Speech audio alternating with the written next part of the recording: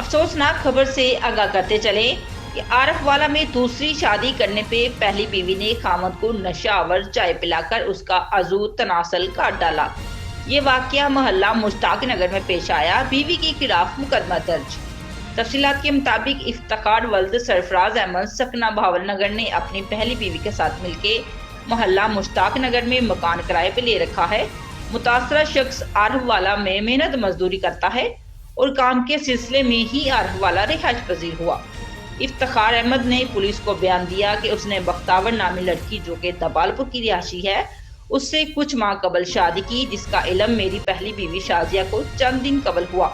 मुतासरा शख्स ने पुलिस को बयान दिया कि वो रात को अपने घर मोहल्ला मुश्ताक नगर आया तो उसकी बीवी ने खाने के बाद चाय पिलाई, जिसमें नशावर गोलियों की वजह से फौरी नींद आ गई।